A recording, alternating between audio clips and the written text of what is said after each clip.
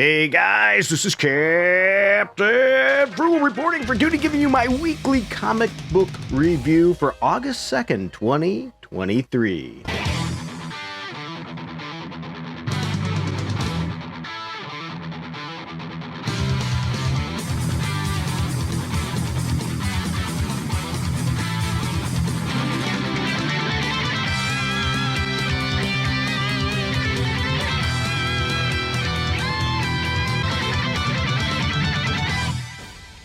All right, all of you that know the drill, and for those that don't, I go over some comic books, I review them, I give you my thoughts on those comic books, and those are my thoughts alone. You're allowed to disagree, and that is perfectly fine. Feel free to share your views in the comment section below, but beware, if I respond back, don't just give me some crappy, mean response. Give me some reasons why I'm wrong, and that's perfectly fine. But not only do I review the comics, I also give you the information from the League of Comic Geeks. I give you their votes that they've received, and that way you have theirs to compare to mine as well. You also maybe hear some clicks of me clicking through the screens as well as that's my note. All right, with that said, let's dive in. I didn't read a whole lot of them this week. I think I only did 6 books.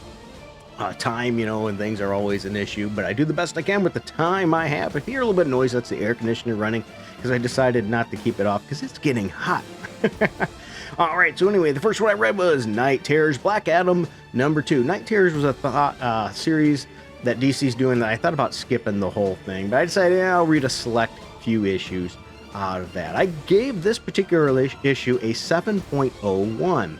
I don't like how the artist draws Black Adam in this issue. I just think he looks wimpy, and the story was okay, but really nothing special. League of Comics Geeks was harder on it than I was, though. They gave it a 19 out of 45, liked it with a 2.7 average rating. Powerless in the Nightmare Realm, a powerless Black Adam has undertaken a perilous and dangerous journey in the Nightmare Realm with a mysterious feline guide. But a terrifying monster stalks him from the shadows and prepares a trap for the warlord. Yeah, that's what the issue was. So, hey, they're harder on it than I am. Maybe the Black Adam one is not one to bother with. If you're reading the Black Adam one, though, let me know. I would really like to hear your thoughts on it, too. And while we're going down the Night Terrors black hole, if you will, I read Night Terrors Batman #2 as well. Though I gave this one a little bit higher score, a 7.2. I thought it had good art and a good story, but it was a little cliche. But then again, it's Batman, and we sort of do know what his terrors and his nightmare would be because the whole character is centered around that. So I gave it a little leeway for that. 146 out of 151 liked it on League of Comics Geeks with a 4.1 average rating. Bruce is trapped inside the Nightmare Realm, haunted by the dark shadows that he's created. To escape, he must regain control of his body. But that means going deeper into his own mind than he's ever gone before. Can Batman make himself scarier than he's ever been to survive? Also, what nightmares have Arsenal and Black Canary confronted in the Nightmare Realm? This one has not been too bad. If you've been wanting to check a little bit at Night Terrors, the Batman one might be for you. And speaking for you, I just want to say thank you to these people here. Without these people, this channel would not be possible at all. They help support this through Patreon and subscribe, and you can as well. Or if you want to just help a little bit, throw a little in the tip jar, there should be a link down below for that for a one-time donation too as well. And if you like the sound of my audio and what I'm doing, I'm actually testing the MicFun's M11 microphone preamplifier mic preamp that gives 25 decibels of ultra clean gain noise reduction for dynamic and ribbon mic. So if you're using a power hungry mic that needs a little more oomph, you might want to check this out. There's an affiliate link down below that you can click on that, and if you order, you give me a little bit of change too as well. And the mic preamp is only $32.98. It's really quite a good deal for what you get. All right, with that said, the shilling aside, to help keep the channel going, the next one I want to talk about is Justice Society of America. I have really been enjoying this series. I gave it an 8.2 out of 10. I think it has solid story, good art, and if you are not already getting this series, I really think you might want to pick it up. League of Comics Geeks probably agrees with me here with a 101 out of 115 liking it with a 4 average rating.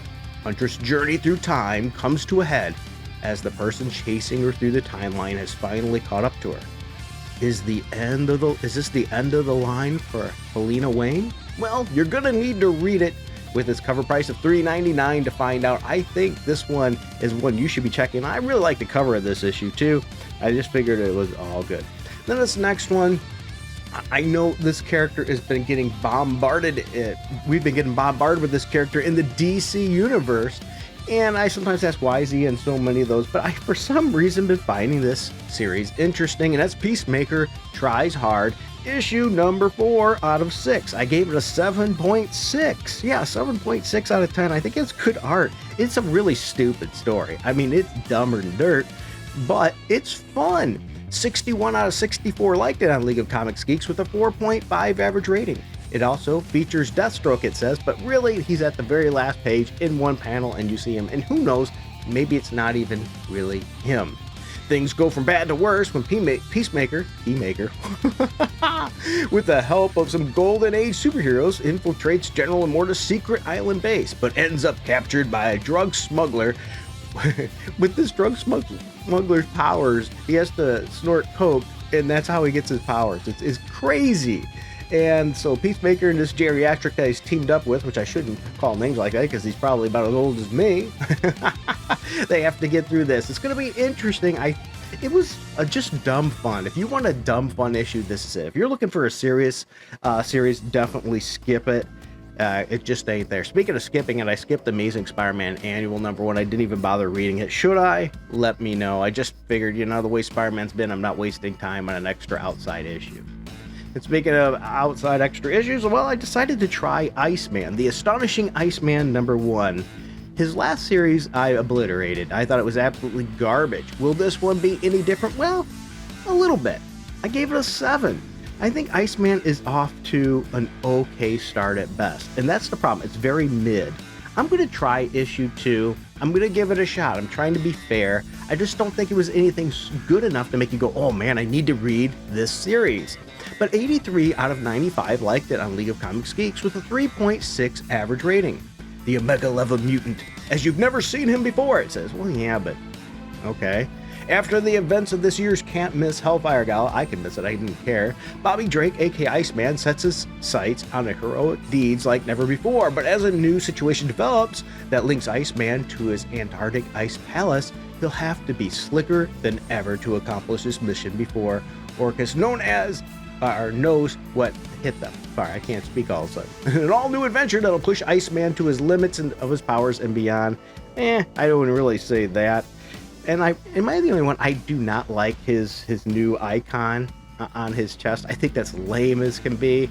It's just that everything was mid-tier. Nothing was terrible here, but nothing was great. And that's the problem I have with this issue. If you read Astonishing X-Men #1, let me know. Once again, 83 out of 95 liked it with a 3.6 average rating on League of Comics Geeks, so they disagree with me. They liked it a little more than I did. And once again, that's okay. And the last issue I want to cover is Moonknight #26, where I gave it a 7.3 out of 10. I think the art style continues to be fitting for this series. It's an interesting story, and it seems like they are building up to something special with Khonshu. I think they're building up to probably try to free Khonshu. 77 out of 81 liked it on League of Comics Geeks with a 4.1 average rating. While Moonknight is dealing with the apocalyptic events of Moonknight #25, what of Hunter's Moon? Khonshu's faithful fist leads new converts to war. But how exactly was his most recent resurrection flawed? And does this new weakness spell doom for Dr. Badir? Plus, a bonus page written by Jonathan Hickman, Who Are the Gods? I've really been enjoying the Moonknight series. It's different, it's interesting. I don't tend to like it when they create spin-offs of characters. That way we have a zillion of the same kind of character running around. But Hunter's Moon is a pretty cool character. I'm enjoying him. Plus, I think this is going to lead to something bigger. But what are your thoughts? Are you reading this? I'd like to know. With that said, what have you read that I didn't? What should I read? What should I have not skipped? And why am I wrong about some of the scores I've done? Let me know your thoughts. I would greatly appreciate it. Once again, if you stuck to this far, thank you. You want to help support the channel, you can. If you do get special videos. They're just for you. Sometimes they're on video games, sometimes they're on comics, and sometimes they're music. You also get background tracks that you can use if you make videos. You don't have to worry about getting copyright hit. I made sure all that's taken care of. I learned the hard way when I was copyright hit for my own song once. But I've taken care of that since, so you won't have that problem as well. Thank you, everybody. You are all amazing. And just so you know, if you're having a rough day, just try to find the good out of it. There's good in every day. You just sometimes have to look, and sometimes it can be pretty hard. I get it. I've had some rough days, but try to find the benefits of every single day you have. All right, everybody. I love you all. Take care.